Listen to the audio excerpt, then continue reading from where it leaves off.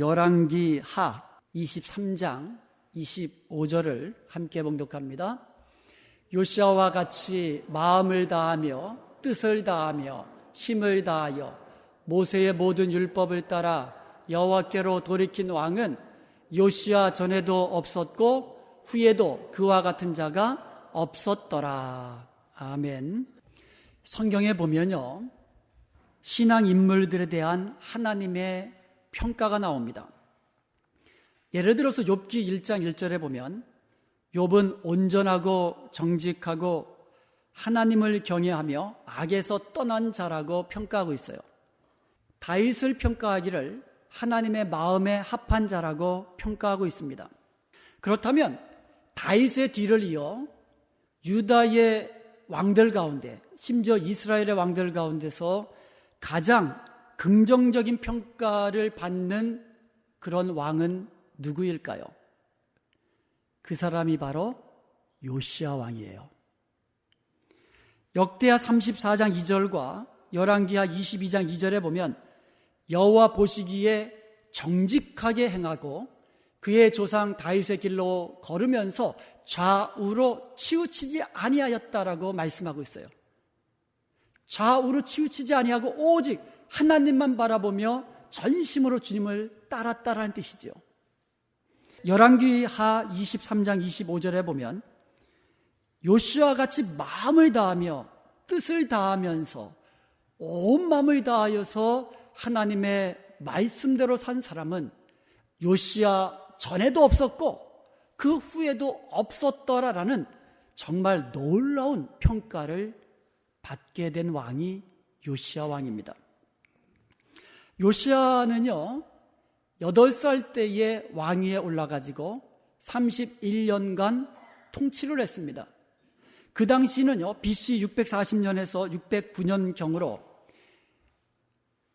남쪽으로는 애굽, 그리고 북쪽으로는 아수르와 바벨론이 서로 근동 지역의 패권을 가지고 다투던 그런 시대였습니다.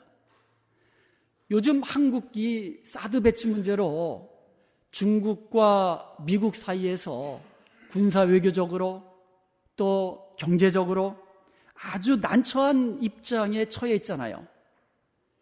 바로 그 당시에 아주 강성했던 나라들이 유다를 둘러싸고 있어요.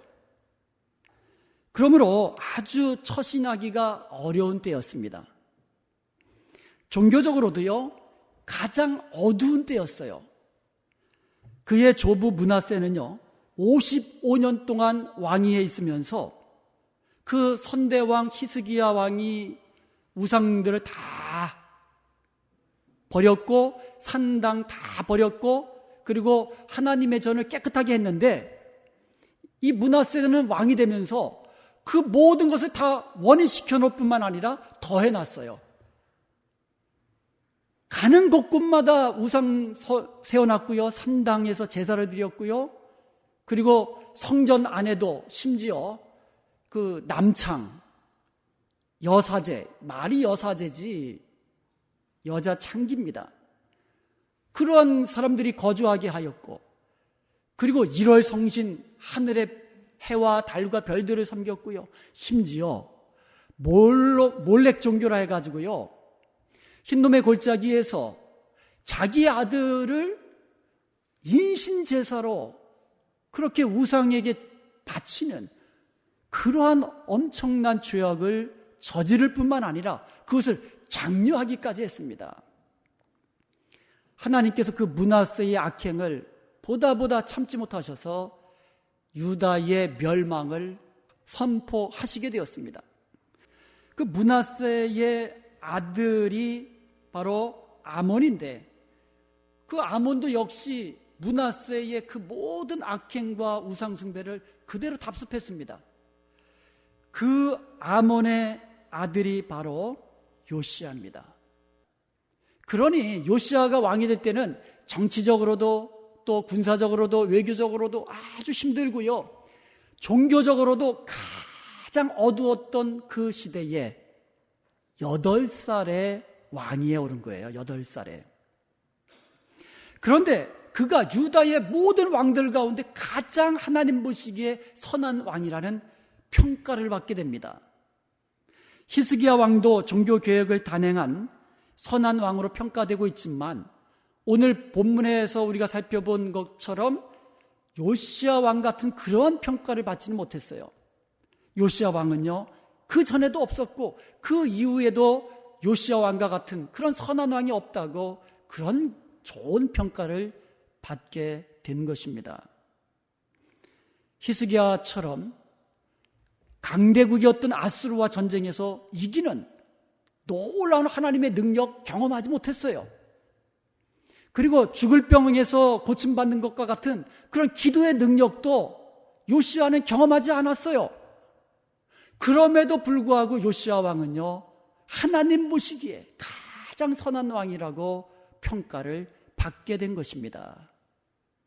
그렇다면 요시야 왕이 어떻게 이처럼 하나님 보시기에 가장 선한 왕이라는 좋은 평가를 받을 수 있었을까요? 그 이유를 살펴보면서 우리도 하나님 보시기에 선한 성도들이 되어서 주님의 칭찬을 받고 주님의 기쁨이 되는 복된 삶을 사는 저와 여러분 되시기를 주님의 이름으로 축원드립니다. 요시야 왕이 하나님 보시기에 선한 왕이 될 수 있었던 것은요, 한마디로 종교개혁을 단행하되 아주 철저하게 단행했다는 것이에요. 요시야 왕은 제일 먼저 모든 우상들을 다 철폐해버렸습니다. 오늘 본문 역대하 34장 3절에 보면은요, 요시야 왕이 왕위에 오른 지 8년, 그의 나이 16세 때에 하나님을 찾기 시작합니다. 그리고 왕이 된 지 12년에 성전을 정결케 하면서 모든 우상들을 다 제거해버립니다. 4절에 보니까는요, 바알의 제단을 헐고요, 바알의 제단 위에 높이 달려있던 태양상을 찍어버렸습니다. 그리고 아세라 우상을 비롯한 모든 우상들을 찍어 불살라버렸어요. 그리고 그것을 빻아가지고 가루를 만들어가지고 우상을 숭배하는 자들의 무덤에다 뿌렸어요. 그리고 우상을 섬기는 제사장들의 뼈를 불살라가지고 완전히 없애버렸습니다. 근데 놀라운 것은요, 이와 같은 요시야의 종교개혁이 열왕기상 13장 2장 2절에서 예언되었던 하나님의 말씀의 성취란 거예요. 하나님께서 요시야라는 그 이름을 거명하시면서 미리 예언해 놓으셨어요. 그대로 하나님의 말씀이 이루어진 줄로 믿습니다. 하나님의 말씀은 한 점이라도 땅에 떨어짐이 없이 그대로 이루어지는 것을 믿으시기를 축원드립니다. 그리고 요시야 왕은요, 여호와의 성전 가운데 있던 남창의 집을 헐어버렸고요, 1월 성신에게 제사하는 것을 금지했고요, 그리고 흰놈 골짜기에서 몰록에게 자녀들을 인신제사로 바치는 것을 금지해버렸습니다. 우상의 뿌리를 철저하게 뽑아버린 거예요. 이렇게 시작된 종교개혁은요, 전국적으로 모든 백성에게로 확산된 줄로 믿습니다. 사랑하는 여러분, 철저한 신앙의 개혁은요, 우리 안에 있는 모든 우상을 뽑는 데서부터, 그리고 버리는 데서부터 시작되는 거예요. 하나님의 관계를 회복하기 위해서는 먼저 우리 안에 있는 모든 종류의 우상들을 버려야만 합니다. 우리의 마음 깊은 곳을 자세히 들여다보면요, 알게 모르게 우상들이 많이 있습니다. 그 중에서 가장 큰 우상은 인본주의입니다. 내가 나의 주인이 된 것, 내 뜻과 내 생각대로 살려는 모든 것들이 다 우상이에요. 나를 나타내고 싶은 마음, 교만한 마음, 모두 다 우상입니다. 탐심도 우상이에요. 더욱더 많은 것을 소유하고 싶은 그 어떤 욕심, 욕망, 이런 것도 다 우상입니다. 하나님보다 더 사랑하는 것이 내 속에 있다면 그것이 바로 우상이에요. 그러므로 내 마음속에 있는 모든 종류의 우상들을 믿음으로 다 내어버릴 수 있기를 주님의 이름으로 축원드립니다. 신앙의 개혁은, 우리의 심령의 부흥은 바로 여기서부터 시작되는 겁니다. 그리고 요시야 왕은 하나님의 말씀의 부흥을 일으켰습니다. 역대하 23장 8절에 보면 요시야는 통치 18년에 성전을 수리하다가 율법책을 발견하게 됩니다. 서기관 사반이 그 율법책을 왕에게 가져다 주어 읽어줍니다. 요시야 왕은 하나님의 말씀을 듣고 그 자신을 하나님의 말씀에 비추어 보니까 자신과 온 백성들이 하나님 앞에 얼마나 큰 죄를 짓고 있는가를, 그리고 얼마나 우상을 숭배하며 또 얼마나 하나님의 말씀대로 순종하며 살지 못하고 있는가를 깨닫게 됩니다. 그리고는 옷을 찢으며 통곡하며 회개하기 시작합니다. 신앙인은요, 자기 진단이 필요합니다. 하나님의 말씀 앞에 나 자신을 비춰보면서 내 자신이 어떠한가를 정확하게 그리고 정직하게 바라보아야만 합니다. 그래야 갈급하게 되고요, 그래야 하나님 앞에 구하게 됩니다. 우리가 하나님의 말씀 앞에 나 자신을 비추어 볼 때에 내 자신의 허물이 보이고 내 자신의 죄가 보이기 시작하는 겁니다. 사람들은요, 다른 사람의 죄를 지적하며 다른 사람의 옷을 찢으려고만 합니다. 그런데 하나님 앞에, 하나님의 말씀 앞에 나를 정직하게 바라보기 시작할 때에 나의 죄를 회개하기 시작하고요, 나의 옷을 찢기 시작한다는 말씀이에요. 통에 자복하게 된다는 말씀이에요. 그러기 위해서는 먼저 하나님의 말씀 앞에 정직하게 서야만 합니다. 히브리서 4장 12절에 보면은 하나님의 말씀은 우리의 심령 깊은 곳까지 찔러 쪼개기까지 한다고 말씀하고 있습니다. 그래서 말씀이 있는 곳에, 말씀이 임하는 곳에 회개의 역사가 일어납니다. 변화의 역사가 일어납니다. 기적이 일어납니다. 성령의 역사가 일어나는 것이에요. 말씀은 영의 양식입니다. 말씀은 생명입니다. 그러므로 말씀이 회복될 때에 진정한 부흥의 역사가 일어나는 것을 믿으시기를 축원드립니다. 사랑하는 여러분, 철저한 신앙개혁은 말씀의 부흥에서부터 시작하는 거예요. 중세시대에는 말씀이 없었습니다. 심지어요, 성경책을 읽는다든지 성경책을 소유하고 있는 것만으로도 처벌받고, 그래서 이 모든 것을 금지한 적이 있었어요. 그래서 중세는 암흑시대가 된 거예요. 그러다가 종교개혁자들에 의하여 말씀이 회복되기 시작하니까 다시 부흥하게 된 것이에요. 역대하 34장 14절에 보면 율법책을 발견하게 되는 과정을 설명하고 있습니다. 요시야가 여호와의 전을 수리하기로 결정을 합니다. 그러니까 백성들이 헌금을 해요.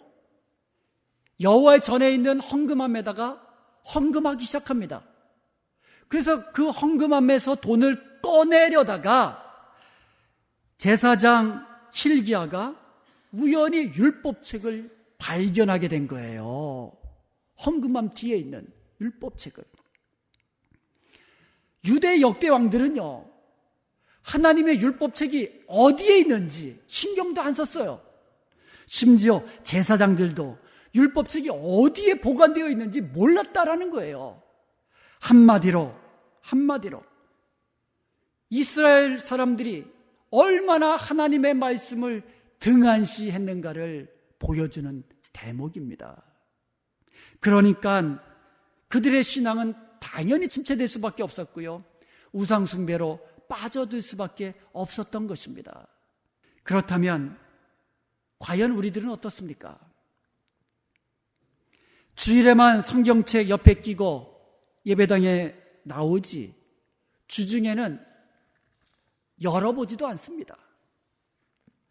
관심도 없이 살아가고 있다면 우리는 그때 그 당시에 그 사람들과 다를 바가 없음을 기억해야만 합니다. 말씀 없이 영적인 부흥은 일어나지 않습니다.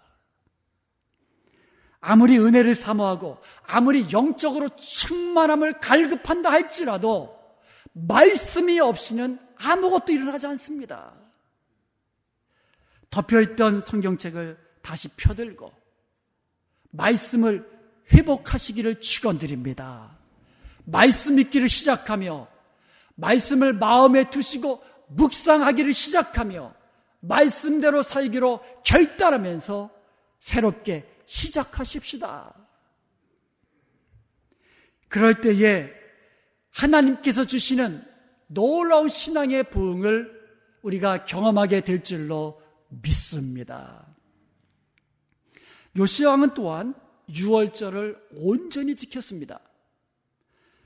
유월절을 지켰는데 형식적으로만 지킨 게 아닙니다. 성경에 기록된 대로 그대로 그걸 온 마음과 정성을 다하여 유월절을 지킨 것이에요. 히스기야 왕도 유월절을 지켰다고 했습니다. 근데 요시야 왕은 그것보다도 더 철저하게 그리고 말씀한 그대로 유월절을 지켰다고.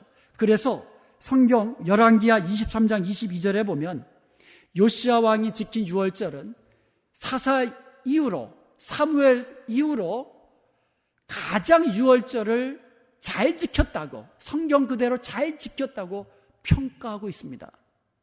사랑하는 여러분, 오늘 이 시대에는요 너무나 예배가 경시되고 있는 시대입니다. 예배를 드려도 습관적으로 세속적으로 드립니다. 그리고 그냥 간단히 떼어버리는, 인스턴트 식품처럼 그냥 간단히 떼어버리듯이 예배를 그냥 지나버리는 그런 세대입니다. 모이기를 패하는 그런 풍조가 심각합니다.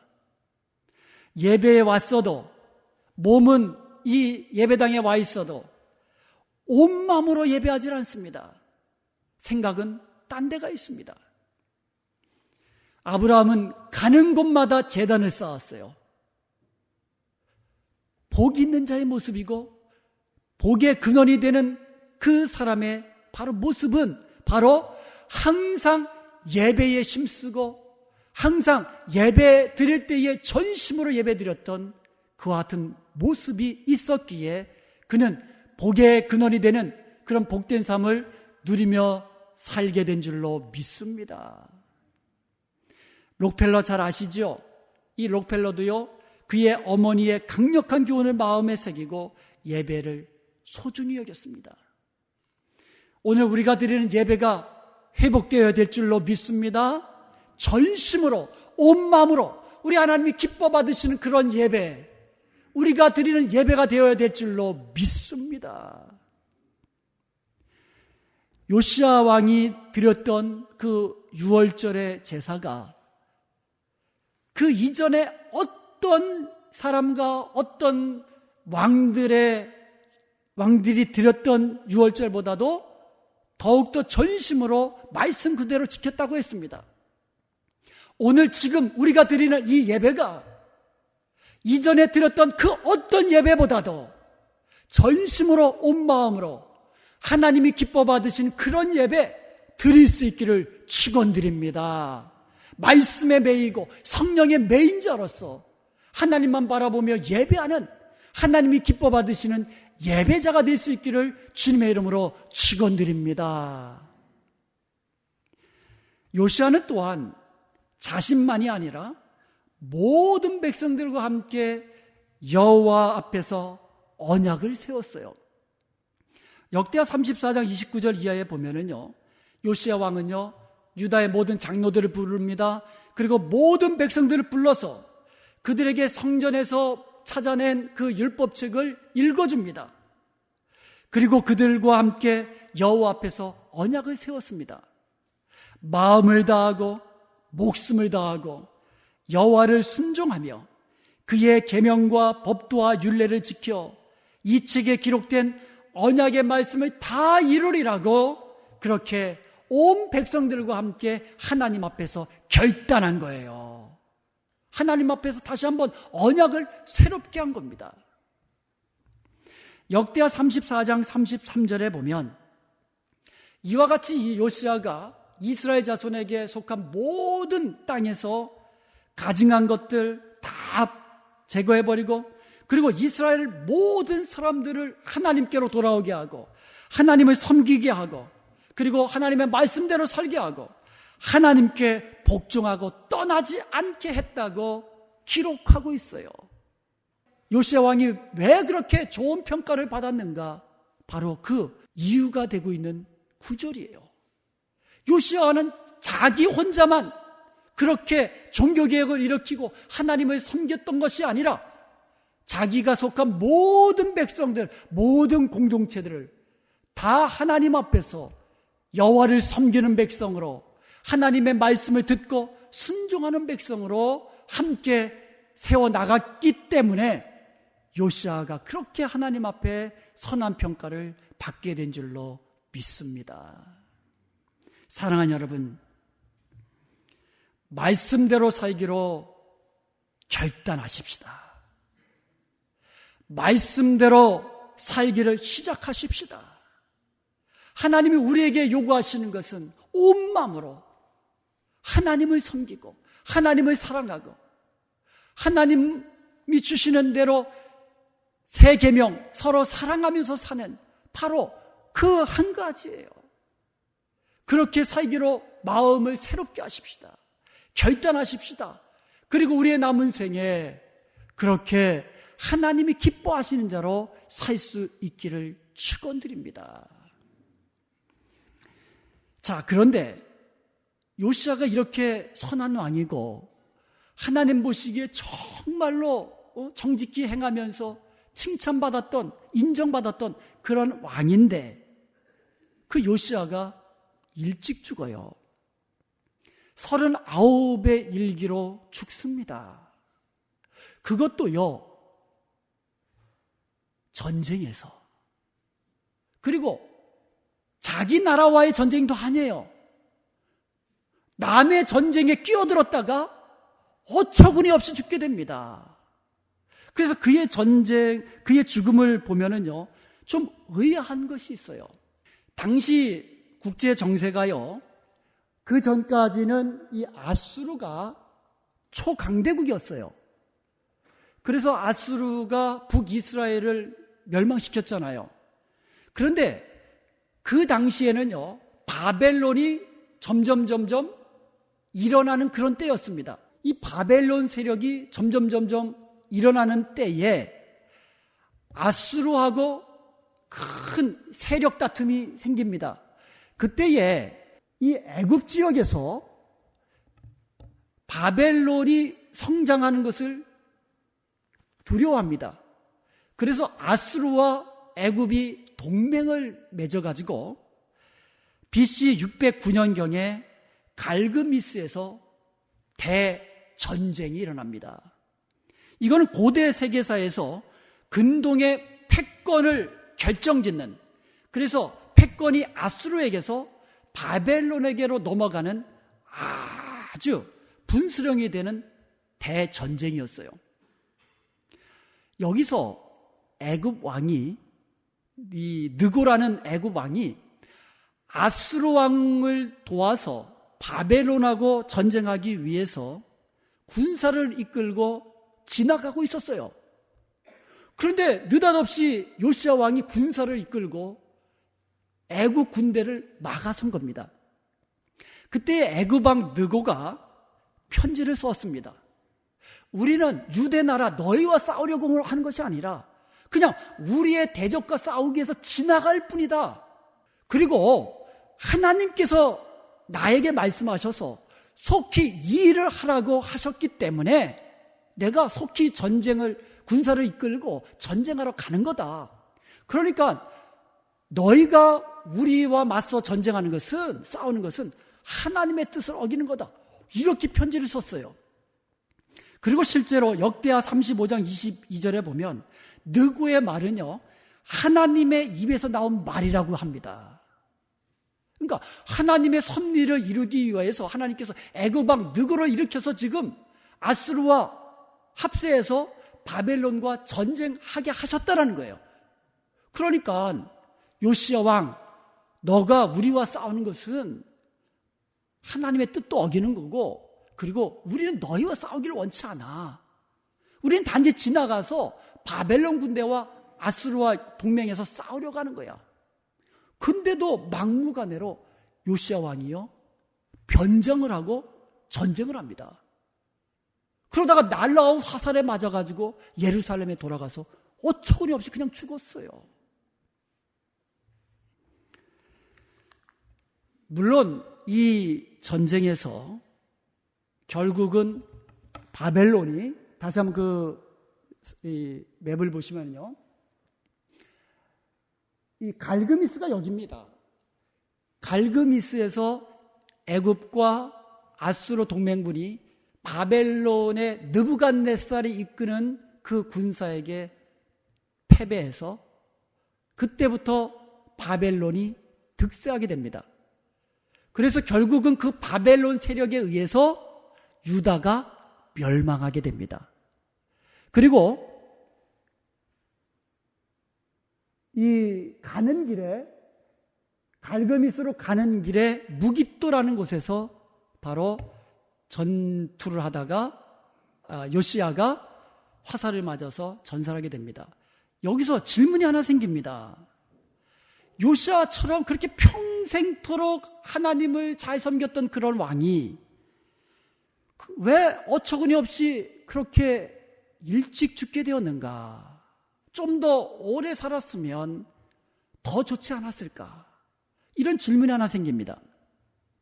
두 번째로, 요시야가요, 자기 나라와 아무 상관이 없는 그 전쟁에서, 그것도 하나님의 뜻을 어겨가면서 전쟁을 벌이다가 무깃도 골짜기에서 그렇게 화살을 맞고 죽게 되었는가? 질문이 생깁니다. 물론 여러 가지 이유가 있겠지만 두 가지 큰 이유를 생각해 볼 수가 있습니다.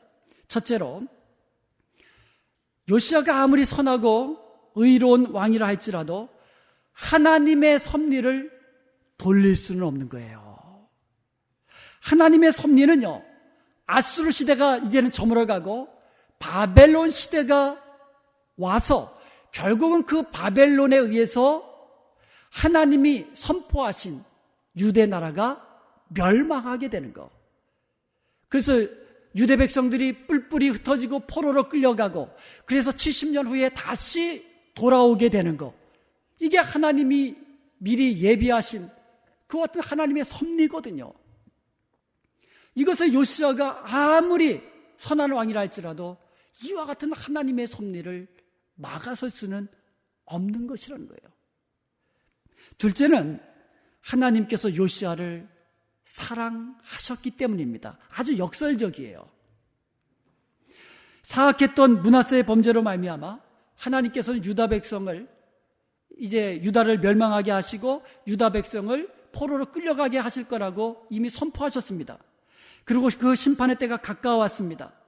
그래서 요시야가 비록 하나님의 뜻을 어기고 전쟁에 나가 그와 같은 화살을 맞는 그 같은 우를 범하기는 했지만, 다른 한편으로 보면 요시야 왕은요, 유다 나라가 멸망하는 것을 보지 않고 유다 백성들이 비참하게 포로로 끌려가는 것을 보지 않고 최후를 맞이하게 되었다라는 것이지요.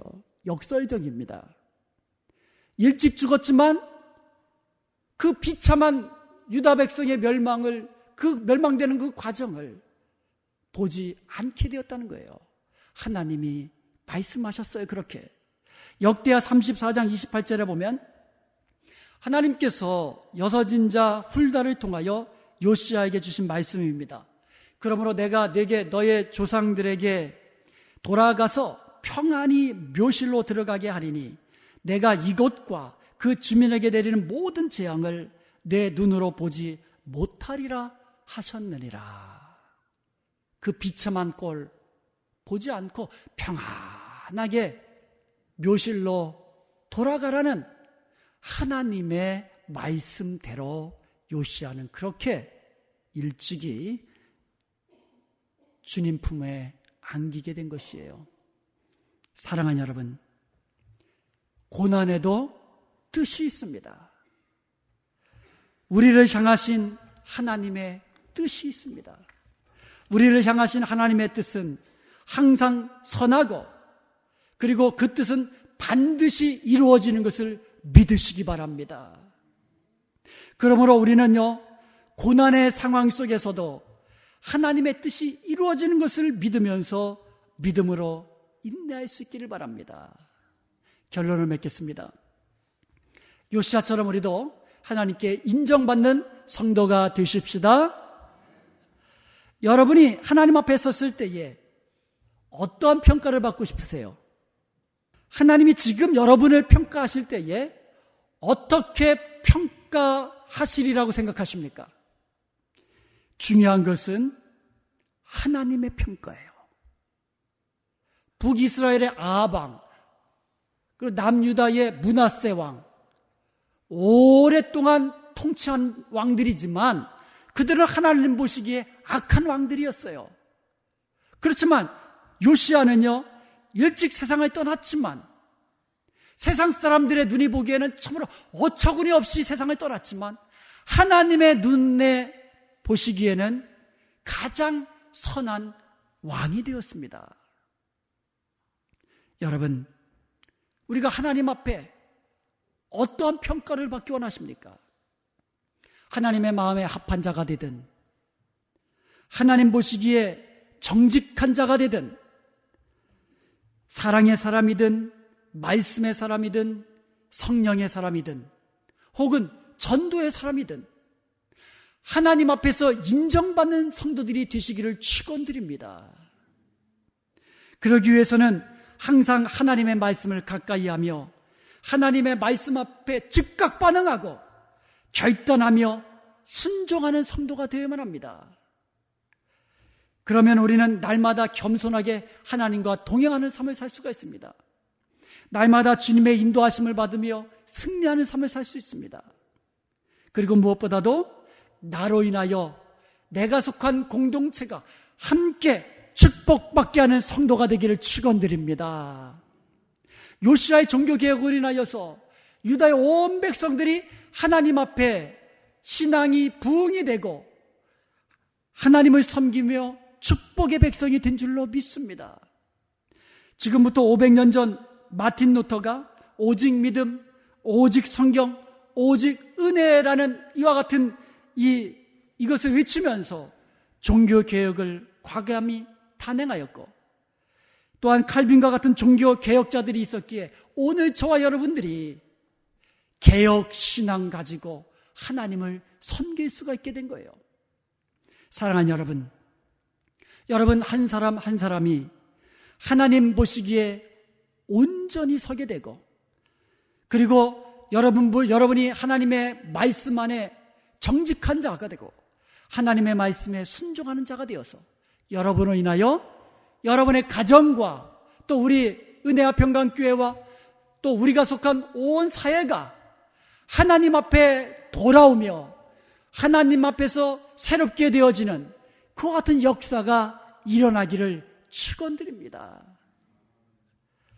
나 한 사람, 나로부터 우리의 신앙은 개혁되어야만 합니다. 날마다 개혁되어야만 합니다. 말씀과 성령으로 날마다 새롭게 되어져야만 합니다. 그리하여 우리가 사랑하는 우리의 자녀들이, 그리고 우리가 속한 모든 공동체가 함께 하나님을 잘 섬기며 함께 하나님의 복을 누리며 살 수 있게 되기를 주님의 이름으로 축원드립니다.